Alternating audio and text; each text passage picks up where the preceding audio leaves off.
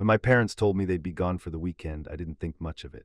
I was 21 in my senior year of college, home for the summer before starting grad school. I'd stayed alone before. Our house sat at the edge of town, tucked behind a row of tall pines that swayed like old men in the wind. It was safe, familiar, until that weekend when the storm came. Friday night started quietly. I made popcorn, turned on a movie, and listened to the rain tattooing the windows. The power flickered twice before studying. I laughed it off, thinking of how my mom would panic if she were here. She hated storms. I texted her a picture of the lightning streaking the backyard and wrote, "Still alive, don't worry." By midnight, I'd gone upstairs to bed. The storm had grown worse and the house creaked under the pressure of the wind. I left my bedside lamp on, some small comfort against the flickering darkness. Then I heard it, a soft, dragging whisper. At first I thought it was the wind squeezing through the vent near my bed. I turned over, pulling my blanket higher, but then I heard my name, Olivia. It wasn't loud, it wasn't even clear, but it was real. I froze, staring at the vent. My first instinct was to rationalize it. The storm, the old house, maybe a weird echo. But then it came again, clearer, unmistakable. "I can see you." Every muscle in my body turned rigid. I didn't breathe. The lamp buzzed quietly. The rain slashed harder against the window, and still I sat there staring at that vent, waiting for something else. When I finally found the strength to move, I grabbed my phone. I dialed 911, but the call didn't go through. My screen flashed, no service. I swore under my breath, grabbed my car keys, and hurried toward the stairs. Then I saw it, the attic hatch at the end of the hallway. It was slightly open, swaying with the wind that shouldn't have reached inside. And before I could react, a real human hand, reached down and gently pushed it closed. I backed up until I hit the wall. My knees almost gave out. I wanted to scream, but fear clamped my throat. I couldn't make a sound. My eyes were glued to that hatch, expecting it to move again. I needed to get out. The front door was 15 feet away, maybe less. I started moving toward it slowly, keeping my eyes on the ceiling. My heartbeat filled the house like a drum. Lights flickered once, twice, and then went out completely. I ran. Outside, the storm hit me full force, rain lashing sideways, wind whipping through my hair. I sprinted toward my car, fumbling with the keys, hands shaking too hard to get the door open. When I finally did, I dove inside and locked it. I tried to start the engine. Nothing. The battery was dead. I slammed my fists against the steering wheel, breathing so hard it hurt. I couldn't stay out here. What if whoever was in the attic came down? What if they saw me, and then through the sheets of rain I saw headlights? A police cruiser turned the corner, its red and blue lights flashing faintly through the storm. Relief hit me so hard I almost sobbed. I waved both arms until they stopped. Two officers got out, a man and a woman. Officer Miller, according to his badge, and Officer Lopez. They asked me what happened, and I told them everything. Every detail, from the whisper in the vent to the hand pushing the attic closed. Miller exchanged a quick look with Lopez. "You said your parents are out of town." "Yes, until Monday," he nodded. "Stay here, ma'am. We'll check the house." I watched them walk up the porch steps, flashlights cutting through the dark. The front door creaked open. The light beams swept across the hallway, up the stairs, and finally to the attic hatch. They were inside for 20 minutes. When they came back, Officer Miller looked calm, but there was something under it.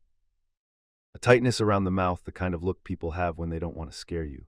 "Whoever was in there is gone," he said, "but we found footprints, muddy ones, inside the air ducts leading to your bedroom vent." My stomach dropped. "Air ducts," he nodded. "Small ones. Someone thin could have moved through them. We'll keep a patrol nearby tonight just in case." I didn't sleep, not that night, not for many nights after. The next morning, the storm had passed, leaving everything washed and pale.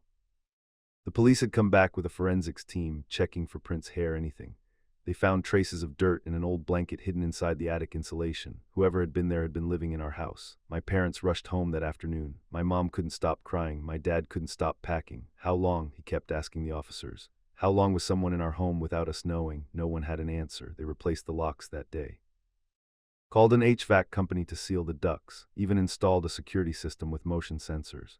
Still, I couldn't shake the image of that hand closing the hatch, not grabbing or attacking, closing it, like whoever it was didn't want me to see them. A week later, curiosity got the better of me. I went back into the attic despite my mom begging me not to. I told myself I needed to see it in daylight to convince myself it wasn't as terrifying as it seemed that night. It was worse.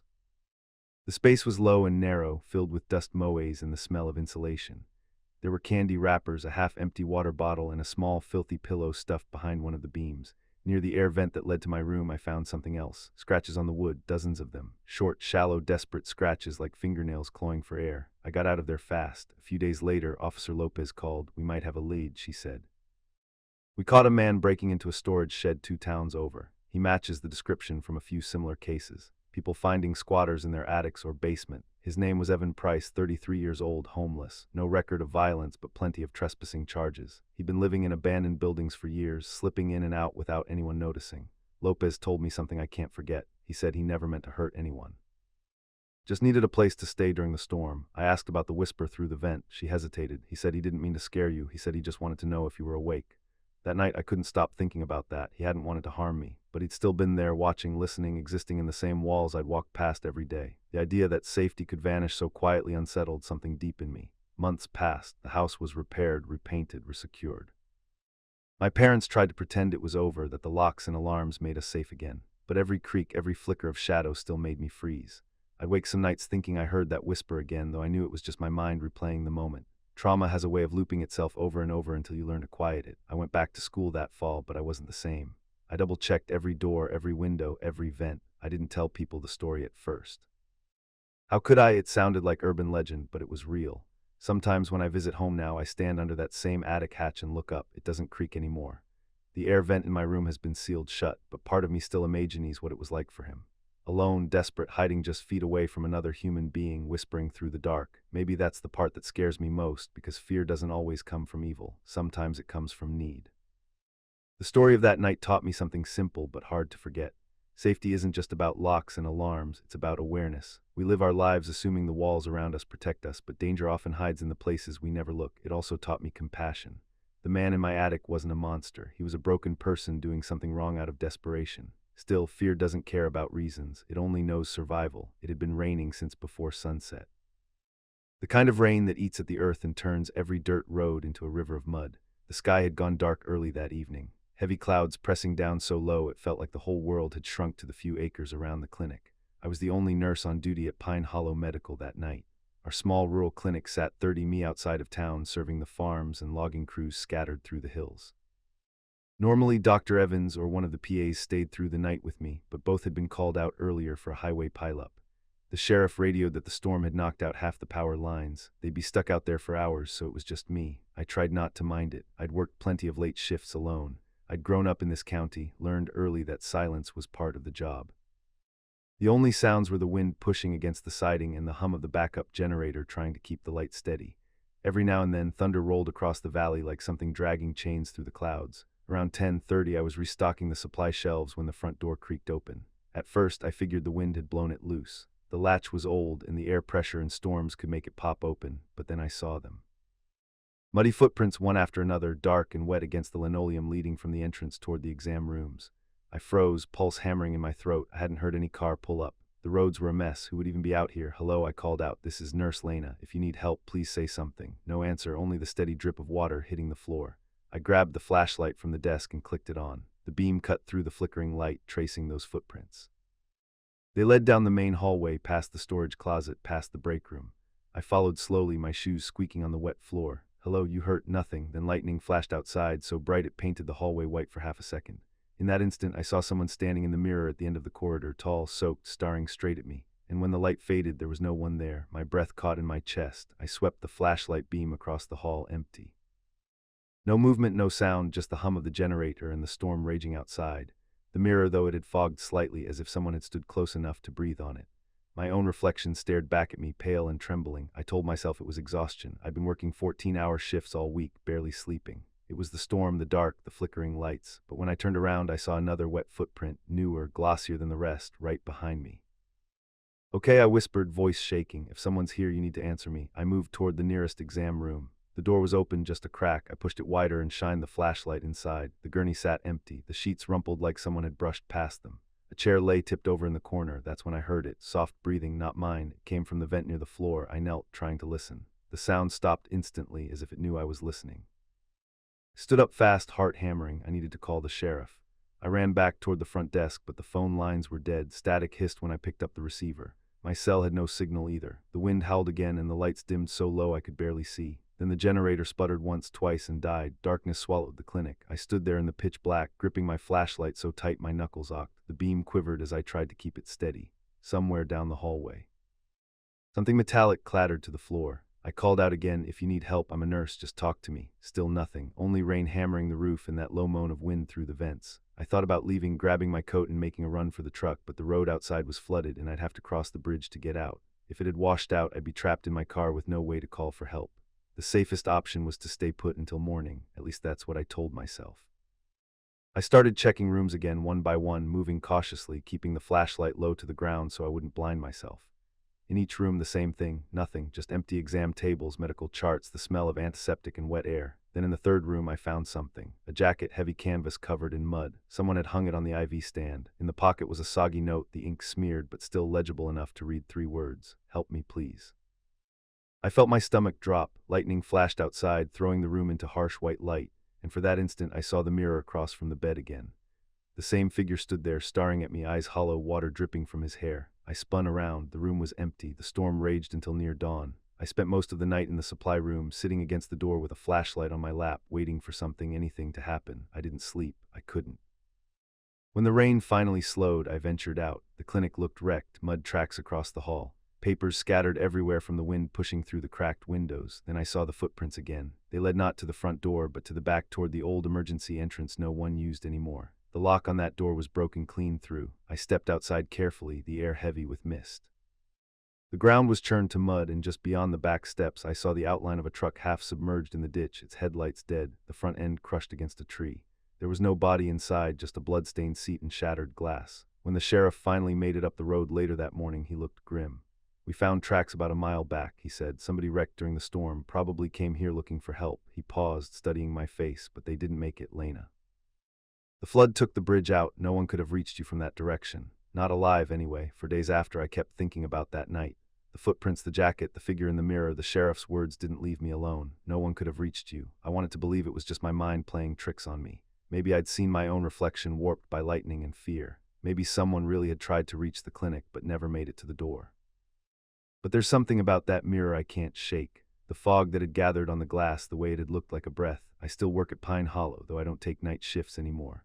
The mirror in the hallway was replaced after that storm, cracked from one corner to the other. Every once in a while, when thunder rolls and the lights flicker, I swear I see a shape in it again, just for a second. Maybe it's just a trick of the storm. Or maybe some souls don't stop looking for help even after the roads are gone. Fear often hides in what we don't understand, but so does compassion. That night taught me that not every haunting is evil. Sometimes it's a reminder of what happens when someone reaches out for help and no one is there to answer. It was one of those nights when the air itself feels heavy, like the world is holding its breath. I've been driving for hours trying to make it back from my cousin's place in Ash Grove after helping him move. The interstate had been closed for construction, so I took an old county road that wound through endless stretches of pine forest. It was quiet, empty, and a little eerie, but I figured it had saved me 20 minutes. That was my first mistake. The second was ignoring the gas light that had been blinking for nearly 30 minutes. By the time the engine coughed and died, I was deep in the woods, miles from anywhere. The headlights dimmed, then cut out completely. I tried the ignition twice, nothing but a dull click. "Perfect," I muttered, slamming the steering wheel. My phone was dead too, no signal, no bars, not even a flicker. For a while I just sat there listening to the sound of rain starting to fall through the trees. A soft patter on the windshield. The forest beyond the glass was pure black, no moon, no stars. I grabbed my flashlight from the glove compartment and stepped out. The night air was thick and cold. I could hear the creak of branches, the distant croak of frogs somewhere deeper in. I locked the car automatically before realizing how pointless it was. The nearest person was probably 10 mi away. The road stretched in both directions like a ribbon into darkness. I had no idea which way was closer to town. After a few seconds, I decided to head east.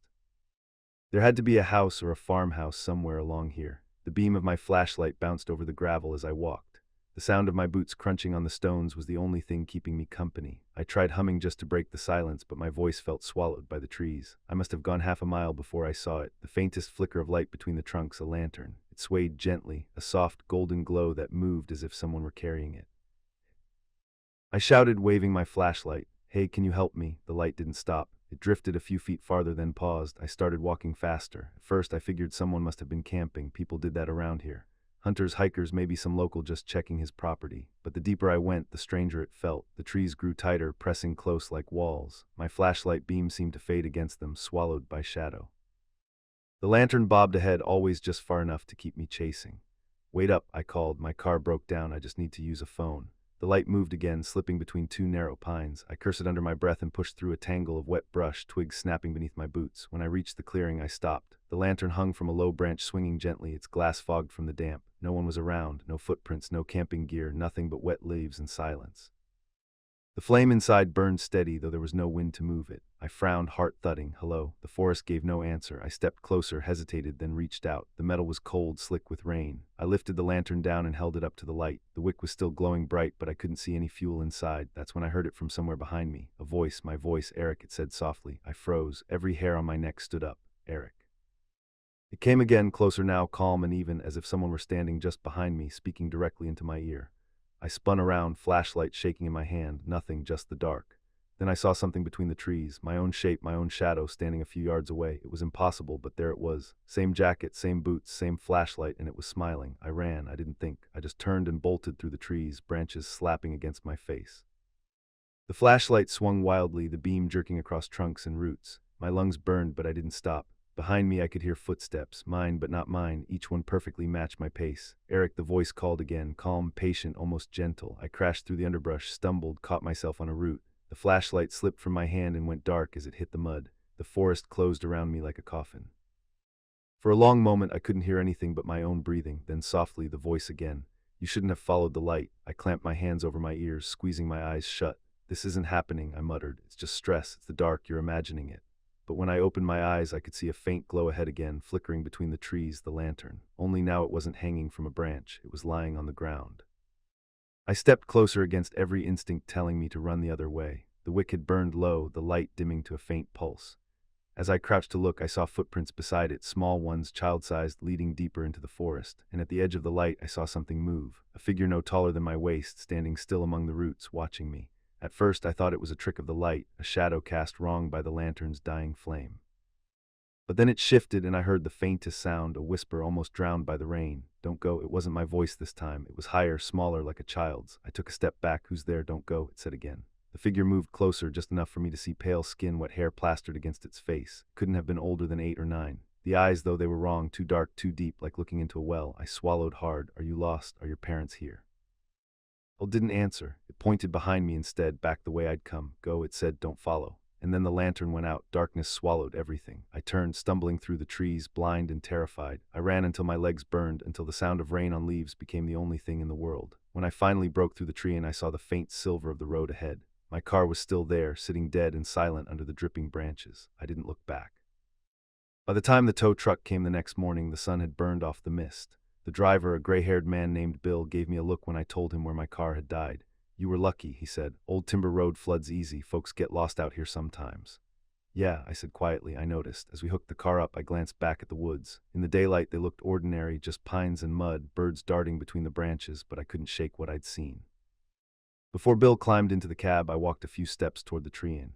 There, half buried in the mud near where I'd parked, was something small and metal, a lantern, cold, empty. And next to it, a child's footprint pressed into the earth, facing away from the road. That night taught me something I'll never forget. Not every light in the dark is meant to guide you. Sometimes it's a warning, a reflection of the things we carry inside, fear, guilt, or curiosity that pushes too far. I learned that when you lose your way, the hardest thing isn't finding a path forward, it's knowing when to turn back. So the next time you see a light flicker where it shouldn't be, remember that not every glow is safety. Some things in the dark are meant to stay unseen. I've always believed the night shift at Walmart teaches you more about silence than any empty church ever could. My name's James Porter, 32 years old, and for the last 4 years I've been stocking shelves in a small town Walmart off Highway 16 in Missouri. It wasn't much of a life, but it was mine. Steady hours, decent pay, quiet coworkers, and the strange calm that comes with working when the rest of the world's asleep. The store after midnight was a world of its own. The overhead fluorescent buzzed low, casting everything in a cold, gray hue. Only half the light stayed on, enough to see the aisles, but not enough to kill the shadows. Sometimes I'd push a cart down the cleaning aisle and catch my reflection in the freezer doors. Tired eyes, pale skin, a man who looked older than he was. There were only 5 of us that night. Me, Darren the security guard, a kid named Miguel restocking produce, Tanya handling inventory in the back, and old Larry sweeping floors. Darren spent most of his time at the front desk watching cameras. It was a quiet night like every other until I heard the wheels. It started faint, like a single cart rolling down an aisle somewhere behind me. At first, I figured it was Miguel messing around or one of those cleaning robots we used to test last month. But when I called out Miguel that you man, the sound stopped dead. Silence. Then slowly it started again. The distinct rattle of a cartwheel catching on the tile coming from the next aisle over. My stomach tightened as I stepped around the corner. The cart moved on its own, slowly coasting past the frozen section before tipping sideways with a clatter that echoed through the store. I froze. The air felt heavy, like the store itself was holding its breath. I took a slow step forward and looked around. Nothing. No one, just aisles stretching into darkness. That's when I noticed something stranger. The cart's front wheels were smeared with mud. We hadn't had rain in 2 days, and no customers had been inside since closing. I left it where it was and made my way to Darren at the front desk. He leaned back in his chair, half asleep. "Hey," I said, a little out of breath. "You got eyes on aisle 12. He rubbed his face. "What's up?" "Something's moving around back there. A cart just rolled by itself." He gave me that look, the kind you give someone who's been awake too long. Maybe it was just on a slope. "The floor's flat, man." He sighed, pulled up the feed, and rewound. "Here, let's take a look." The screen flickered through aisles in grainy black and white. Then we saw it. A shopping cart rolled slowly down aisle 12, turning left at the end without anyone behind it. For a second, Darren looked amused until something caught both our eyes.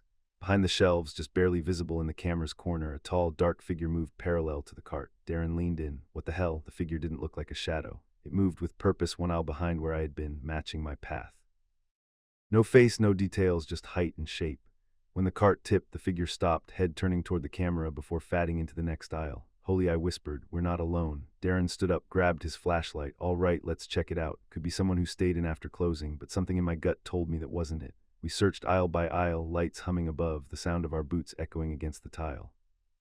Darren's flashlight swept across shelves of cereal, shampoo, and stacked soda bottles. Every aisle looked the same. "Too clean, too empty. You check the freezers," he said. "I'll take toys and electronics." I nodded and pushed through the swinging doors into the frozen goods section. The air there was colder, biting through my thin uniform. My reflection followed me in the glass doors as I walked. I tried to convince myself it was nothing. Maybe some drunk wandered in before closing. Maybe a glitch in the cameras. But the mud on that cart told a different story. When I reached the back corner, I saw something on the floor. Muddy footprints, big ones heavy like work boots. They trailed between freezers, then disappeared near the employee-only door that led to the loading dock. "Darren," I called quietly. He jogged over, a beam of light catching the prints. "These fresh, yeah, look at the tread." He crouched. "Could be from earlier deliveries." "No deliveries tonight," I said. "Truck's not due until morning." The prints led us to the loading dock door. Darren reached for the handle. It was locked, but the metal latch looked bent, like it had been forced from the outside. He swore under his breath. "We'll check the cameras again." Back at the desk, he rewound the footage for the loading bay. At first, it was just static. Then at 2:58 a.m., the door shuddered slightly. A minute later, it opened a few inches before closing again.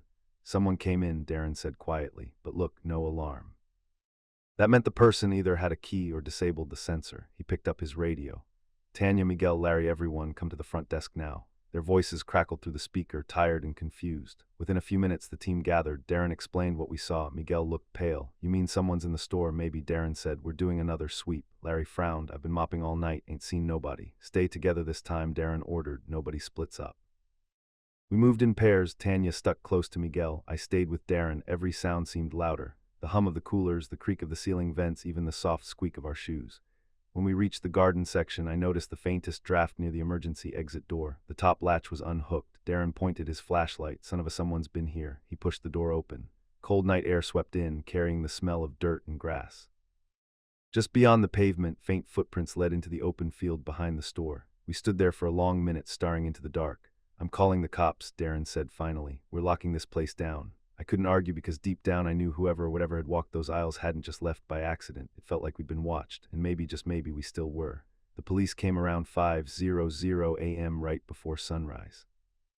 2 cruisers, sleepy officers, and a dog that kept whining at the back door like it smelled something it didn't like.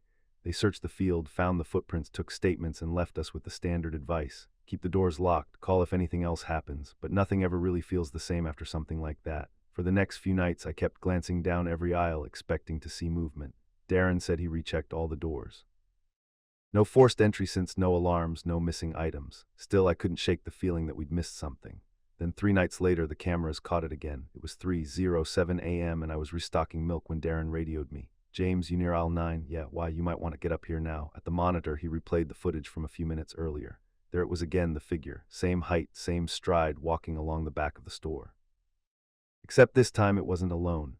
Behind it, faint and flickering in the camera's grain, were more shapes, 4, maybe 5, moving slowly out of sync like they were wandering. Darren froze the frame. "Looks like shadows," he said. "But shadows of what?" He called the cops again. They searched the place top to bottom but found nothing. No signs of entry, no tracks outside. The cameras showed movement, but the motion sensors hadn't triggered once. The chief finally said, "Could be interference.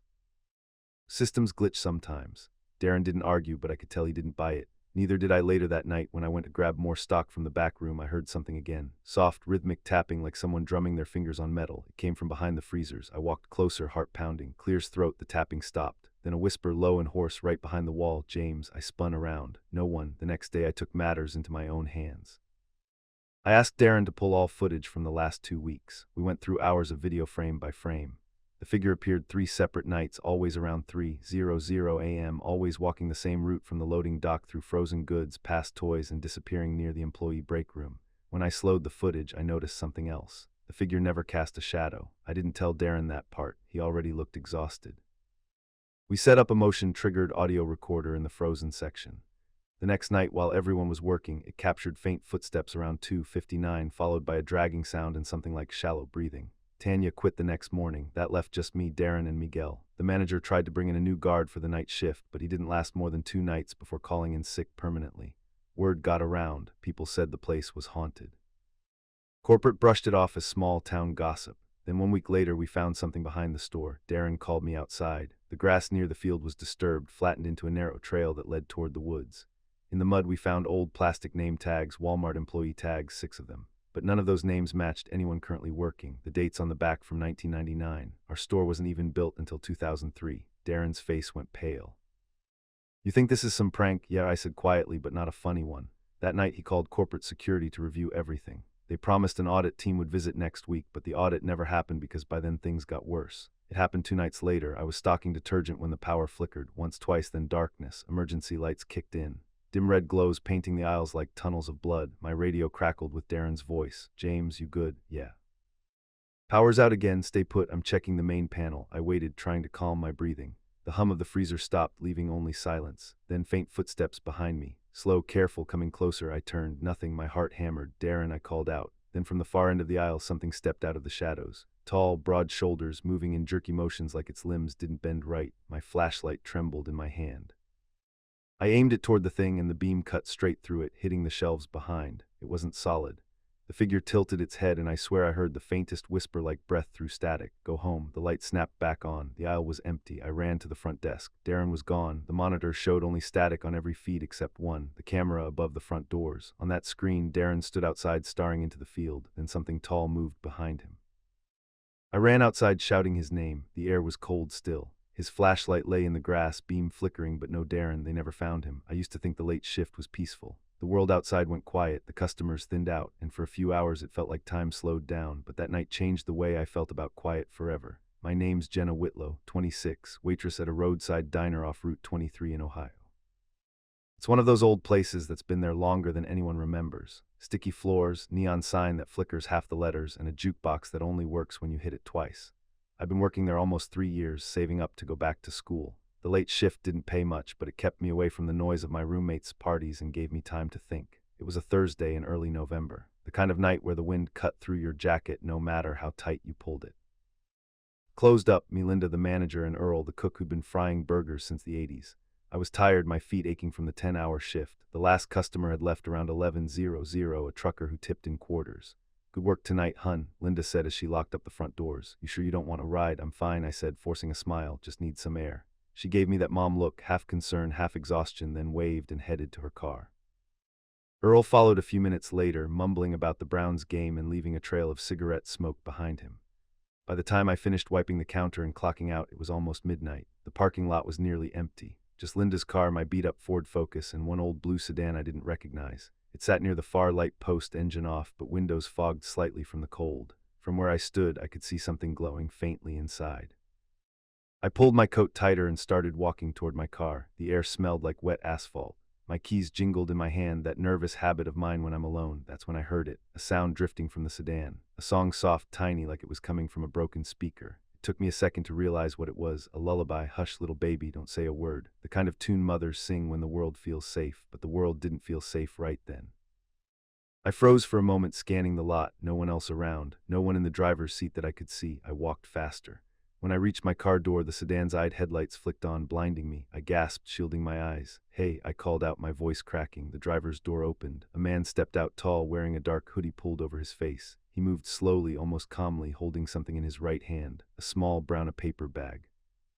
He stopped about 10 feet away, his voice low and hoarse. "You dropped this." My throat tightened. What? He took a step closer, still holding the bag out. I could see his face a little then. Pale skin, dark eyes, but familiar somehow, like someone you've seen in a dream and can't quite place. I think you dropped this, he said again. I shook my head. I don't know you. He hesitated, then crouched down and placed the bag gently on the ground. You forgot to say goodbye, he whispered. Then he walked backwards, slow and deliberate, fading into the shadows behind the sedan. The headlights turned off. The lullaby kept playing. I didn't wait to think. I dove into my car, locked the doors, and started the engine with shaking hands. My heart felt like it was beating in my throat. I backed out so fast I nearly clipped the curb. The sedan stayed still as I sped down the road, the music fading behind me. By the time I reached the first stoplight, I was trembling so hard my keys rattled against the steering column. I told myself it was nothing, some creep maybe drunk playing a joke, but deep down I knew there was more to it. At the red light, curiosity got the better of me. I grabbed the paper bag from the passenger seat. It was light, almost weightless. My hands shook as I opened it. Inside was something shiny. I froze. It was my name tag, the one that said Jenna in chipped red letters. I'd lost it months ago back in August. I remembered tearing the place apart looking for it. I'd even asked Linda if she'd seen it, but it never turned up. We just printed a new one, but here it was in a stranger's hand. Beneath it, a small folded note. My stomach turned as I unfolded it. The handwriting was shaky, uneven, almost childlike. You forgot to say goodbye. I dropped it like it burned me. The light turned green, but I couldn't move. My eyes filled with tears. How could someone have it, and what did that even mean? Goodbye to who? When I finally got home, I locked every door twice. My roommate wasn't there, out with her boyfriend again, so it was just me and the humming of the refrigerator. I sat on the couch staring at that bag on the table. I couldn't shake the feeling that I'd seen the man before, not just his build or his voice, but something in the way he moved. Hesitant, deliberate. It clawed at my memory like a name on the tip of your tongue.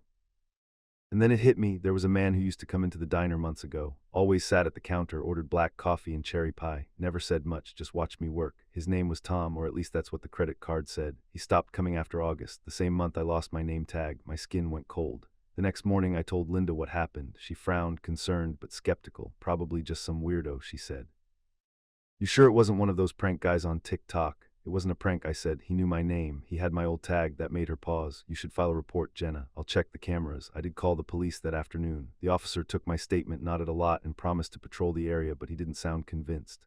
Maybe someone found your name tag and thought it'd be funny, he said. I wanted to scream. That night I barely slept.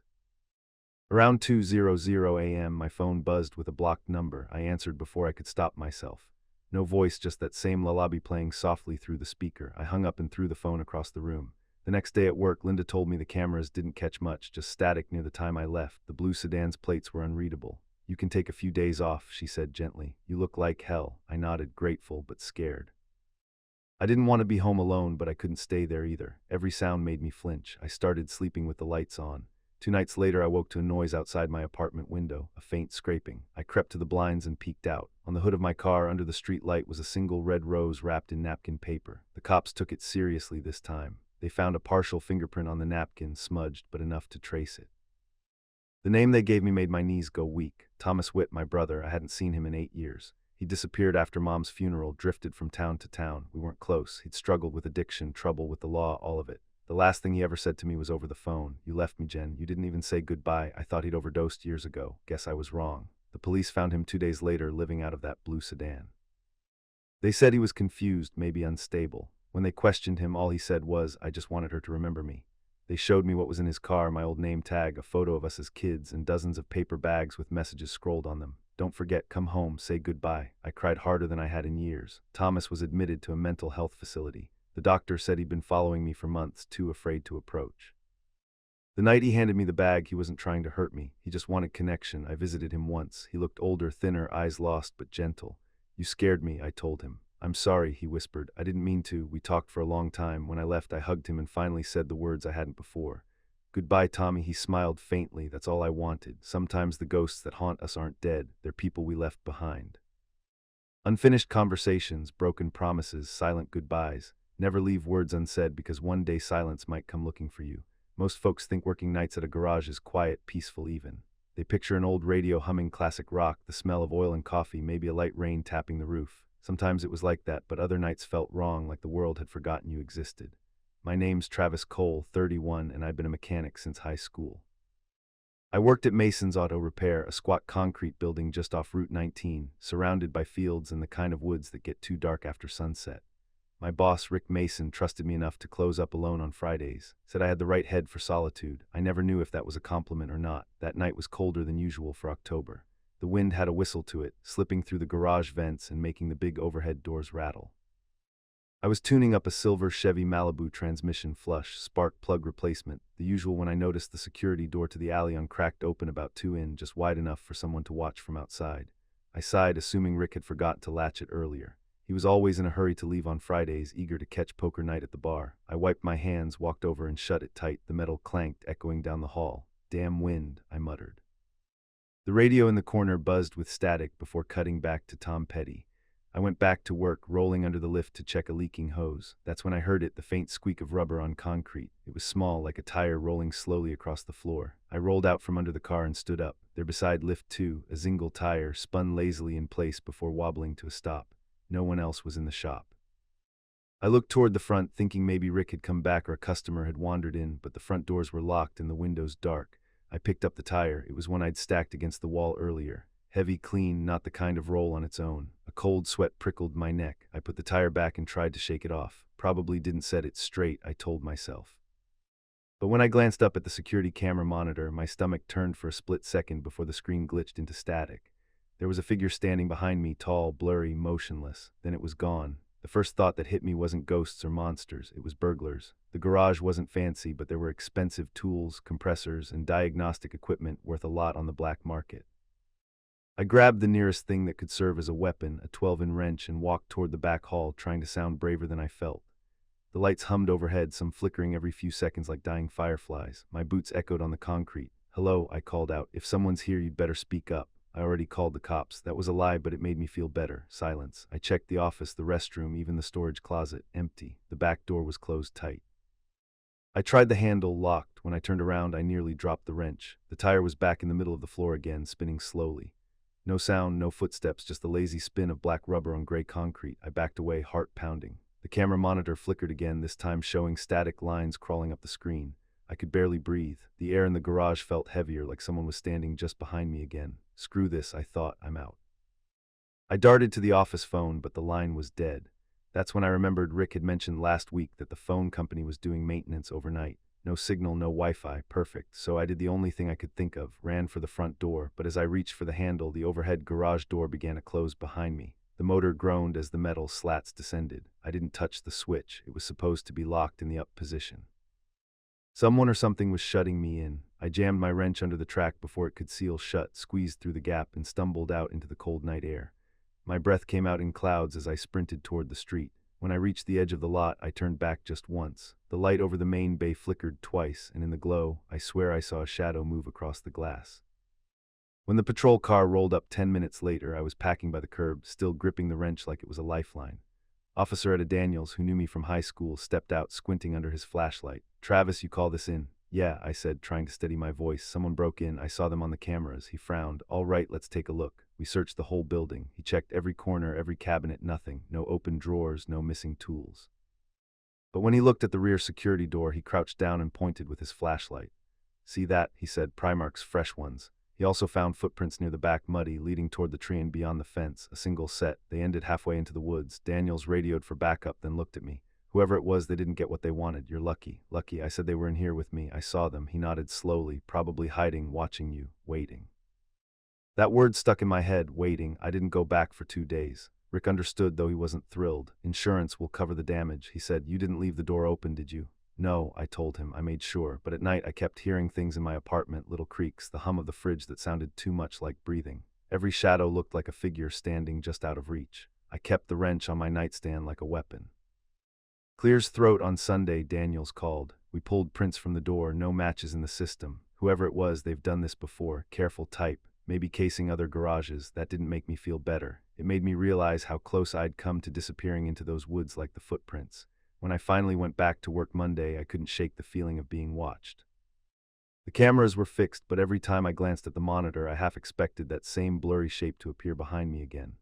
Sometimes I'd think I saw movement in the reflection of a hubcap or the sheen of a windshield. It wasn't ghosts I was afraid of. It was the kind of patience that real people have, the kind that waits, learns your schedule, studies your habits. That night I kept the main lights on. I didn't listen to the radio, and when I locked up, I checked every door twice. A week passed before things felt normal again. Business picked up and the story faded into local gossip. Daniel stopped by once to tell me they found a burned-out campfire in the woods behind the shop. Empty food cans, cigarette butts, and a pair of worn-out boots. Whoever had been watching me had stayed close, maybe living there for days. I still think about that sometimes, how long they were out there waiting for me to make one mistake. If I hadn't heard that tire roll, if I hadn't turned around at the right second, maybe the story would have ended differently. Now, every night when I lock the garage, I glance at the cameras one last time and say out loud, "We're closed." It's stupid, but it makes me feel like I'm talking to whoever might still be listening. And when the wind pushes at that back door, I don't brush it off anymore. They say New York never sleeps. Maybe that's true for the tourists or the yellow cabs or the neon signs that blink long after midnight. But for people like me, young, broke, and just trying to make rent, it does sleep. It sleeps in quiet corners and empty streets, in those hours when the world feels half dead and you start to hear your own heartbeat in the silence. My name's Keir Ella Monroe, and I've lived in the city long enough to know that silence isn't always peaceful. Sometimes it's the loudest thing you'll ever hear. I moved here right after college, chasing the kind of dream they sell you in glossy magazines, a publishing job, a walk-up apartment, endless coffee, and maybe a cat. I got all of that except the cat. What I didn't expect was how lonely it could get once the novelty wore off. My friends had scattered, my parents were 2 states away, and my neighbors were ghosts with Wi-Fi. That night, the night everything changed, I stayed late at the office. We were closing a campaign, and I didn't notice how late it had gotten until the cleaning crew started vacuuming around my desk. When I finally left, the subway was half empty. I took the L train to Bedford, same as always, clutching my tote bag like a lifeline. I remember thinking about leftover Thai food waiting in the fridge, how I'd microwave it and watch reruns until I passed out. Normal thoughts, harmless thoughts. The walk from the subway to my apartment was just 5 blocks, but it always stretched longer after midnight. The city changed character at that hour. Street lights buzzed instead of shone. Alleys breathed, and every sound felt sharper. The slap of my sneakers on the pavement, the hum of a distant car, the rustle of plastic bags in the gutter. Halfway down the second block, I noticed it. A street light flickering ahead of me, sputtering like it couldn't make up its mind whether to live or die. And beneath it, a man. He stood perfectly still, hands clasped behind his back, facing the street like he was waiting for someone or something. His clothes were dark, his face half hidden in shadow. I couldn't make out details, but something about his stillness was wrong. People on city streets move. They smoke, check their phones, shift weight. He didn't. I crossed to the other side, pretending to scroll through my phone, but I could feel his gaze. The hairs on my neck stood up, and when I passed the light, his shadow stretched across the street, long and thin, reaching for mine. I quickened my pace. My keys were already in my hand, clenched tight. By the time I reached my building, my pulse was racing. I turned once just to make sure. The street light flickered again, and he was gone. Relief hit me like a wave, and I laughed. One of those nervous, shaky laughs that don't sound like you. Probably just some guy waiting for a ride, I told myself. Or a drunk who wandered too far from a bar, city weirdness, nothing more. Then I saw my door. Someone had carved something into the wood, the marks fresh and uneven. It took me a moment to understand what I was looking at. A street light, and beneath it, my name. Ella etched deep and plain, the grooves glowing faintly under the yellow bulb outside. I dropped my keys. The next morning, I convinced myself it had to be a prank. Maybe the neighborhood kids, maybe one of my neighbors thought it was funny. Still, when I looked at the carving in daylight, my stomach twisted. The etching was too deliberate, too precise. The wood was gouged deep, not like a key or a coin could have done it, more like a knife. I took a photo and sent it to my super, Mr. Vargas, with a message. Someone vandalized my door last night. Can you check the security cameras? He didn't reply right away. He never did. The man treated text messages like ransom notes. I left for work with my nerves buzzing, jumped at small noises on the subway, and kept scanning faces in the crowd. Every bald head or dark coat looked like him. The man under the street light at the office, my coworker. Lydia noticed something was off. You look like you didn't sleep, she said, stirring her coffee. I didn't, I admitted. What's wrong? I hesitated. Telling her felt ridiculous. Just weird vibes walking home last night. She smiled, a mix of sympathy and city girl caution. Get a ride share. It's 2025. No one walks home alone at 1:00 a.m. anymore. I laughed it off, but her words stuck. Still that night I took the same route, force of habit or stubbornness. Maybe I wanted to prove to myself that I wasn't scared. When I turned onto my street, the light was still flickering, but the man wasn't there. Instead, something else was. A folded piece of paper taped to my door, fluttering in the wind, my name written across it in blocky letters. I tore it down, hard-emerring, and unfolded it. Inside, one sentence. You look better in the dark. I called the police that night. They took a report, asked routine questions. Did you see who left it? No. Any enemies, exes, coworkers? No. They promised to send a car around the neighborhood, but I knew how that worked. No one was coming unless someone got hurt. Mr. Vargas finally texted back the next morning. Cameras were out. Power issue. Sorry, of course they were. By Friday, I'd stopped sleeping. Every creak of the pipes, every footstep in the hall made me flinch. I taped over the peephole and pushed my dresser against the door. My phone stayed beside my bed, flashlight app ready. Saturday night, I heard something new. Tapping, 3 slow taps, metal on metal, coming from the hallway. I held my breath, straining to listen. Then silence. I opened my door just a crack. The hallway was empty, but taped to my door knob was another note. Smile for the light. I slammed the door, called Lydia. She didn't answer. I left a voicemail that was more like a sob. Then I called my mom, pretending everything was fine. I didn't want her to worry. The next day I asked the deli guy downstairs if he'd seen anyone hanging around. He frowned. Tall man, black coat. Yeah, couple nights ago. Standing under the street light out front. Didn't move for like an hour. Gave me chills. I thanked him and walked home with a police report clutched in my purse, wondering why nobody else cared as much as I did. It was raining that Tuesday, cold, slick rain that made the street light glow like molten gold. I tried to tell myself I was imagining things, that the notes and carvings could be explained away. But deep down I knew he was watching. When I reached my building, the light above the stoop flickered once and then steadied. He was there, standing beneath it again, hands clasped behind his back, head tilted like he was studying me. Same dark coat, same frozen stance. I forced my voice steady. What do you want? He smiled, slow and deliberate. You walked in the dark, he said softly. Now the dark walks with you. I turned and ran up the stairs, keys fumbling in the lock, slamming the door behind me. I didn't stop shaking for an hour. When I finally dared to look through the window, he was gone again. But on the glass, traced in fog, were 3 words: under the light. I moved out 2 weeks later, packed everything I owned into boxes, and begged Lydia to help me find a sublet. She didn't argue. She'd seen the fear in my eyes. The last night in that apartment, I stood by the door one final time. The carving was still there, faint but visible. I traced my fingers over it, wondering who he was, what he wanted, and whether he'd found someone new to watch. When I turned to leave, the hallway lights flickered, and just for a heartbeat, I swore I saw him at the far end smiling. I didn't look back again. Trust your instincts, especially when something feels off in familiar places. The world's dangers don't always come crashing in with noise and violence. Sometimes they wait quietly under the street lights watching. Never ignore that quiet voice inside that tells you to turn around, leave early, or cross the street. Awareness can save your life, but denial can invite the dark to follow you home. When I bought my house on Maple Street 8 years ago, I thought I'd hit the jackpot. A quiet neighborhood tucked between the river and the highway. Far enough from downtown to escape the sirens, but close enough for a 20-minute commute. I was 29, a maintenance tech for the city, the kind of guy who fixed other people's problems, but never had much excitement of his own. My place sat next to an old boarding house, a 3-story relic from the 1940s. It had peeling green paint, crooked shutters, and a wraparound porch that sagged in the middle. For years, it had been mostly empty, except for the occasional renter who stayed a few months and vanished. The landlord, Mr. Gibson, was an older man who showed up once in a while to mow the patchy lawn or hammer loose boards back into place. I never minded the place. It gave my street a bit of character, something to look at while drinking my morning coffee in the kitchen. From my window, I could see one of its upper rooms clearly, though the curtains were always drawn. Nights were peaceful, and I got used to that particular stillness where even the hum of my refrigerator felt loud. Then early one March evening, I saw movement next door for the first time in months. A pickup truck idled out front, its headlights cutting through the dusk. A man stepped out, tall, maybe mid-40s, wearing a gray coat and carrying a single box. No movers, no furniture, just that box. I watched him climb the porch steps and disappear inside. I remember thinking, finally, someone brave enough to rent that place again. Over the next few nights, the lights in the upstairs room came on. Then they didn't. Then they did again, faint and yellow, like an old bulb struggling to stay alive. I glance up from washing dishes and see him standing there, perfectly still at the window, looking straight toward my kitchen. At first, I figured it was coincidence. Maybe our routines just lined up, both of us staring absent-mindedly out windows after work, but after a week it stopped feeling like coincidence. He never moved, never used his phone, never looked anywhere else, always watching. The human brain is good at making excuses. Mine came up with plenty. Maybe he was shy.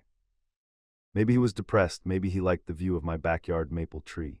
Still, every evening around 9:00 when I switched on my kitchen light, he was there. Same spot, same shadowed face. I tried to ignore it. I'd pull the blinds, but curiosity is a cruel habit. After a few minutes, I'd peek again, and sure enough, he hadn't budged. The window between us felt like a two-way mirror. A Friday night in April, I decided to break the tension. I raised my mug in a mock toast, half smiling, no response, not even a tilt of the head. The light behind him flickered once, twice, then went out completely. My own reflection stared back at me in the dark glass. I slept poorly that night. Around 3:00 a.m., I woke to a soft tap, tap, tap at my back door. At first, I thought it was branches in the wind, then it came again, 3 slow taps like knuckles on wood. My dog, Rufus, lifted his head and whimpered. I grabbed the flashlight and crept downstairs. The kitchen clock glowed 3:14. My heart hammered so loud it drowned out everything else. I swung open the door in one motion, beams slicing through the yard, nothing, no footprints on the deck, no wind, no rain, just stillness. When I looked up, the boarding house window blinked to life, light flickering, curtains swaying slightly. I stood there shivering, though the air was warm, feeling like the world had tilted half an inch off center.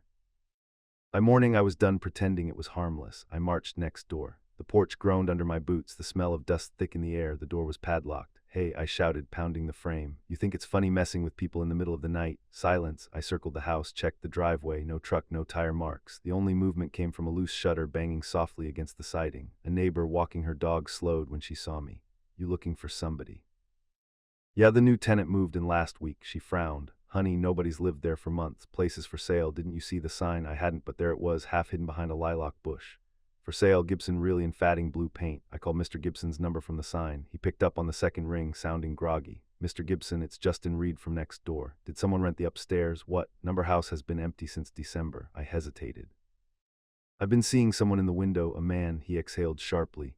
"Son, that house doesn't have power. They shut it off 3 months ago." I thanked him and hung up, my fingers trembling. If there was no power, how had the light flickered? That night I tried to tell myself it was reflection, street light, passing car, imagination. But as darkness fell, I couldn't stop glancing toward that window. It remained dark, empty.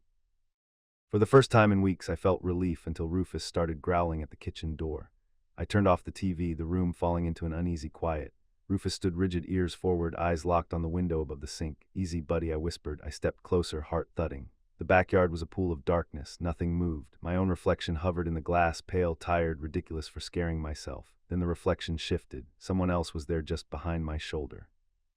A shape tall and thin, my breath hitched. I spun around, empty kitchen, no sound but Rufus's whine. When I turned back, the reflection was gone, but the faint outline of a handprint smeared the inside of the glass. Inside, I stumbled backward, knocking over a chair. Adrenaline surged, logic drowned. I grabbed my phone, dialed 911, and told the dispatcher someone was in my house. Officers arrived 10 minutes later, swept every room, found nothing. No forced entry, no footprints.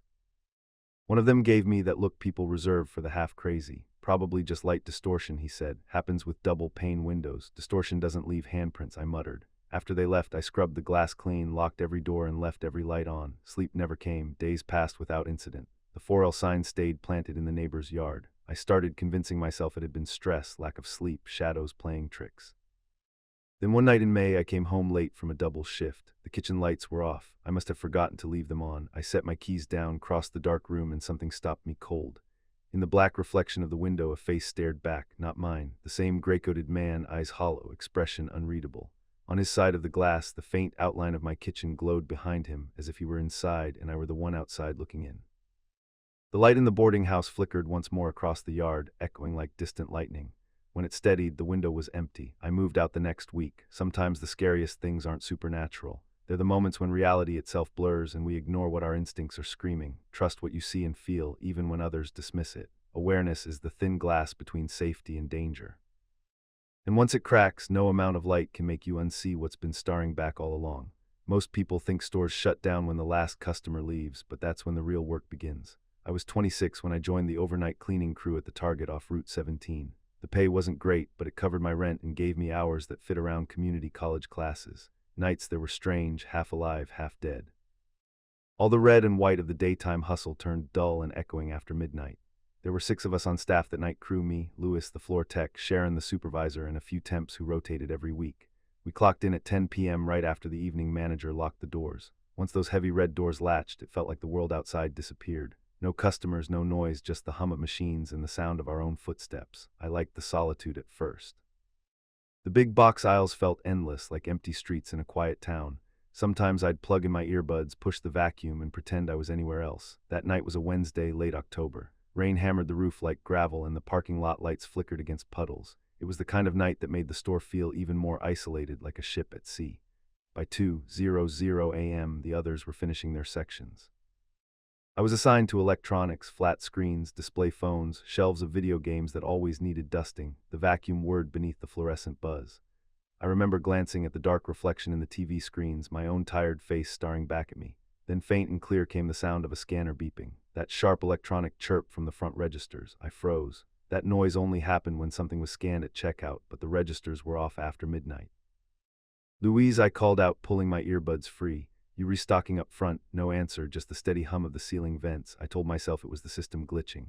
The scanners sometimes made noise during maintenance, but when it beeped again, 3 short bursts in a row, I felt the hairs on my arms rise. I walked slowly out of electronics, the vacuum cord dragging behind me like a lifeline. The store stretched quiet and dim toward the registers, rows of motionless mannequins and locked cases reflecting pale light. "Hello," I called again. "Sharon, anyone up front?" Nothing. The beeping stopped abruptly, replaced by a low click from the overhead lights. Half the store dimmed to energy-saving mode. It always happened automatically around 2:15 a.m., but this time the timing felt wrong, like the building itself was responding to me. I set the vacuum down and followed the main aisle. Each step echoed, bouncing off the linoleum. My shoes squeaked on the floor Wax Lewis had just laid down near cosmetics. As I approached the front, I could see the red glow of the Target logo reflected off the glass doors. The rows of checkout lanes stretched out before me, quiet and empty. Then something moved. A shadow ducked low behind one of the far registers. I caught it in the corner of my eye. Quick, deliberate, not the flicker of a light. "Hey," I shouted, my voice cracking. "You're not supposed to be in here." I waited. Nothing answered. The sound of my own breathing filled the silence. I thought of calling security, but the store didn't have overnight guards, just the cleaning crew. The cameras fed to a remote system that no one watched in real time. Another thought hit me harder. The doors were locked from the inside. No one was supposed to be able to get in after closing unless they never left. I turned and ran. The staff exit near the stockroom was only 50 yards away, but those 50 yards felt endless. Every sound in that building seemed to chase me. The hum of the lights, the squeak of the floors, even the rain outside slapping against the glass. I reached the exit, slammed my ID badge against the panel, and yanked the handle. It didn't move. "Come on," I hissed. I tried again. Nothing. The door was locked from the outside. That shouldn't have been possible. The door automatically unlocked when the badge scanned. Unless someone had switched it manually. My pulse thudded in my ears. I could hear faint movement from somewhere deep in the store, the creak of a cart, the shuffle of feet. "Louise," I shouted. "Sharon, you there?" No reply. I ducked into the stockroom, weaving between boxes and pallets stacked head-high. My flashlight beam cut through the dark, landing on a set of fresh footprints in the dust. Boot prints, heavy and deliberate, not from any of our crew. Then I saw it. At the far end of the room, next to the emergency door, sat a pile of merchandise. Tablets, headphones, cameras, stacked neatly like someone was preparing to carry them out. I crouched behind a stack of cardboard, heart pounding. Someone had broken in, that much was clear. But why hadn't they grabbed the stuff and run? I could hear soft footsteps now moving along the back wall. Then silence. Then the faintest sound of breathing, not mine. The realization hit me like ice.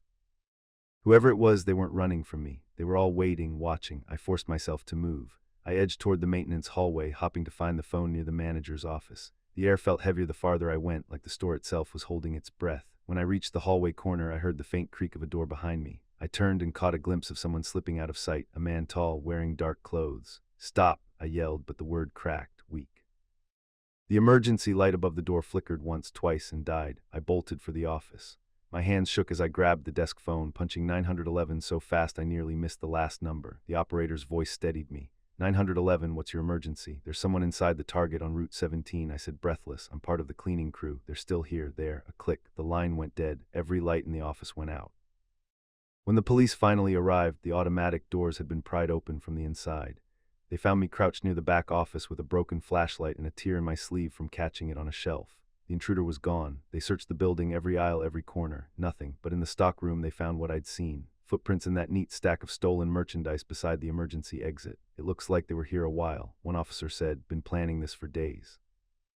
I asked how long they thought he'd been inside. The answer still chills me. Based on the camera feed, he said whoever it was entered just after midnight, stayed hidden the whole time. He wasn't trying to rob the store tonight. He was watching. Watched you vacuum, mop, walk the aisles for almost 2 hours. After that night, I quit the job. Couldn't walk through a store after dark without my chest tightening. Sometimes I still dream of that beeping scanner echoing in the dark, calling my name. Trust your instincts, especially when something feels off in a place you think you know. Safety isn't guaranteed just because you've walked the same aisles 100 times. Evil doesn't always burst through the door. It waits quietly, learning your routine until you forget it might be there. Never ignore the smallest warning. Sometimes that's all that stands between you and the dark that watches back.